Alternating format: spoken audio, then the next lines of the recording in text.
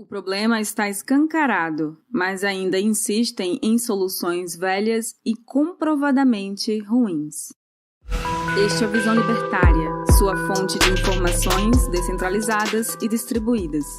No dia 28 de maio, uma sexta-feira, viralizou uma cena repugnante que mostra a abordagem de uma dupla de policiais militares na cidade ocidental, em Goiás, a um jovem negro que estava andando de bicicleta em um parque. Durante a produção deste vídeo, ainda pouco se sabia de eventos anteriores ou posteriores relacionados ao fato registrado, exceto que o jovem abordado é um youtuber bastante ativo na plataforma, em que ele gosta de exibir manobras com sua bicicleta. O vídeo mostra o despreparo e irracionalidade de dois agentes policiais do estado ao apontarem uma arma a um homem pacífico, que não representava perigo algum a qualquer coisa alheia a ele mesmo. No início, fica nítido que o rapaz está inocentemente pedalando para gravar um salto, quando é então interrompido por dois policiais, que saem da viatura e gritam ordenando que ele desça da bicicleta e põe as mãos na cabeça. Confuso, o ciclista questiona o motivo daquilo e um policial engrossa a voz: "É porque eu estou mandando." E o que ocorreu imediatamente é uma sequência de absurdos por parte do policial. Durante todo o vídeo, ele não sinaliza qualquer motivo plausível para ter abordado e apontado arma ao ciclista, o qual mantém uma subjugação de pessoa pacífica e que em momento algum demonstrou ou sinalizou qualquer intenção de infringir regras ou iniciar violência física nem dano material. Qualquer pessoa com um mínimo de treinamento em serviço de defesa sabe que a função de um profissional não é agir de modo ativo, similar a um criminoso. Defesa é para conter agressão ou qualquer violação de propriedade. O profissional deve sempre buscar modos de dissuadir e fazer reduzir o nível de tensão que houver, mas o policial em questão fez o exato oposto e ainda apontou a arma de fogo para alguém que procurou mostrar que estava desarmado. Ele gritou para intimidar o ciclista e insinuou que poderia atacá-lo se não obedecesse, até que a vítima da ação truculenta foi algemada. Este caso, que certamente é um dos raros episódios registrados em imagem, mas que chegou, feliz ou infelizmente, ao conhecimento público, é uma evidência dupla. É tanto de que existe sim racismo na ação de alguns agentes estatais e de que alguns psicopatas, apenas por estarem uniformizados e terem permissão de usar armas segundo o monopólio de autoridade conseguido pelo Estado, gostam de usar esse privilégio para subjugar pessoas, que ao estarem desarmadas e não fazerem parte do Estado, são transformadas em vítimas. As únicas coisas que diferenciam isso da ação de uma gangue ou qualquer milícia é a estética, o uniforme, e a aceitação cultural desse sistema por muitas pessoas. Isso põe todos nós numa classe inferior. Mesmo após muitos movimentos e ações abolicionistas que mudaram regras separatistas contra negros, o racismo sempre foi sim uma realidade, enquanto o sentimento é algo inócuo. Mas quando é uma ação para com outra pessoa, não importa o critério de discriminação. Houve agressão e ameaça crível ao obrigar obediência sob o uso de uma arma de fogo evidentemente apontada.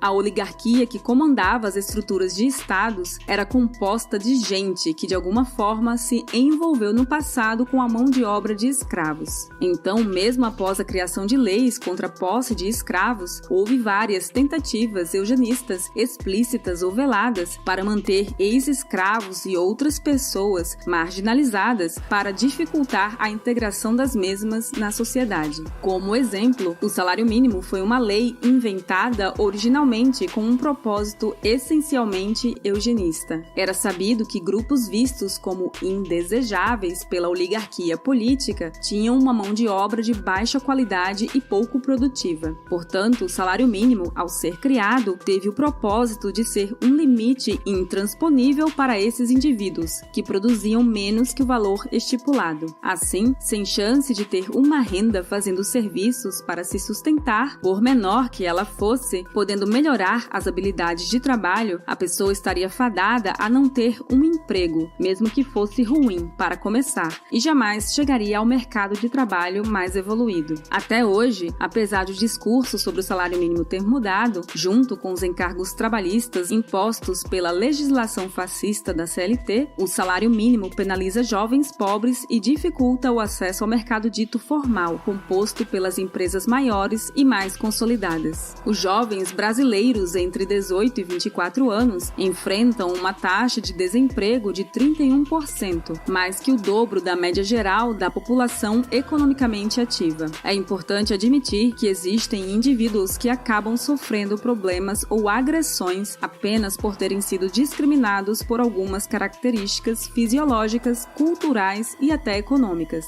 Admitir isso não significa concordar com a imposição de certas políticas de inclusão segundo sexo, gênero, raça, etnia, opção sexual, entre outros. Quando essas questões sociais recebem luz e atenção, um efeito estimulado por meio de imposição estatal é o aumento do coletivismo. De modo muito eficiente, às vezes até reagindo furiosamente a quem se opõe, a esquerda, buscando hegemonia, criou a ideia de que só ela se importa com as agruras dessas pessoas e que só os socialistas podem ajudar a resolver. Nada podia estar mais errado, mas eles insistem. Afinal, pega bem demonstrar que se importam com esses problemas e que estão agindo para resolvê-los. Mas isso é bem visto apenas pelos que não param para pensar nas consequências ruins das medidas coletivistas impostas, como, por exemplo, essa de definir piso salarial e a de cotas. A abordagem da esquerda é estritamente coletivista, baseada em simplificações na fragmentação da sociedade, com categorização das pessoas em grupos. Ela tenta implementar de cima para baixo, via Estado, o maior causador de problemas, as soluções extremamente centralizadoras. Pessoas de um grupo A são encorajadas a desenvolverem um sentimento de vitimização e usar isso para alegar que têm direito a recursos de pessoas do grupo B, que por sua vez são encorajadas a se verem como potenciais agressoras e devedoras de alguma restituição. As medidas que os canhotos tanto defendem, como a determinação do uso de cotas para admissão em escolas e empresas, acabam por aumentar a cisânia social. Quando uma empresa precisa cumprir uma lei que exige contratar segundo condições não relacionadas à função, a verba necessária para isso não é criada por mágica. E por isso, muitas vezes, ela precisa reduzir ou deixar de aumentar salários para novas vagas e também contratar menos pessoas. E o principal, deixar de contratar usando o critério de competência em vez de raça, classe econômica, etnia, sexo, etc. Uma sociedade em que a produtividade é menor tende ao colapso. É muito melhor possibilitar crescimento orgânico, porque cada pessoa, ao ter dinheiro para se sustentar, vai buscar algo ainda melhor. A praxeologia explica que toda ação humana visa uma melhoria. João jamais pode ser forçado a ceder um espaço, recursos materiais ou qualquer dinheiro a Joaquim, se eles nunca tiveram uma interação voluntária. Nem João nunca realizou qualquer ação causadora de dano contra Joaquim. E para quem alega que uma pessoa pode causar danos indiretamente aos outros, isso não é considerável juridicamente como nexo causal. Não se pode culpar o fabricante dos metais usados em uma arma, ferramenta de marcenaria, num talher, entre outros, por conta da morte causada com um desses objetos. A responsabilização por um crime, doloso ou culposo, é de quem o comete.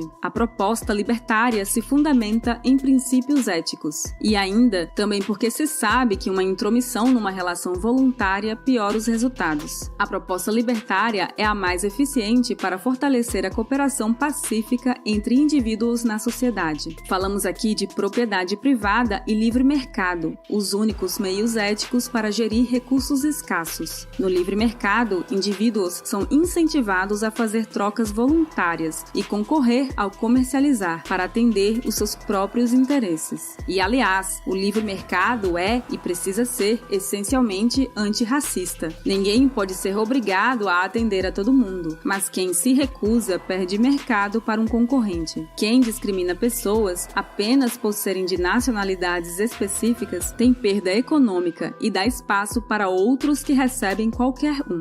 Quando as reportagens apontam casos de racismo ou de abusos da polícia ou do judiciário, isso deve ser visto como consequência da falta de liberdade para essas atividades. Monopólio de serviço de justiça faz juízes, promotores e policiais não serem submetidos às métricas de desempenho ao atenderem que os sustentam como escravos, pagando impostos. Contanto que eles sirvam bem ao interesse do patrão, que é o Estado, e até se não fizerem um bom trabalho, o salário pinga na conta, seja enquanto estiverem no cargo ou mesmo se forem punidos com aposentadoria compulsória, cujo valor é o do último salário. Quando a situação é garantida assim, a despeito da qualidade do serviço, é ele mesmo, o trabalho, seja relacionado à burocracia ou à vigilância e abordagem de pessoas, que vai para o fim da lista de prioridades. Quem não entendeu ainda pode começar a pensar, vendo o vídeo Sem o Estado, quem vai nos proteger de criminosos e outros estados, do canal Ancapsu Classic.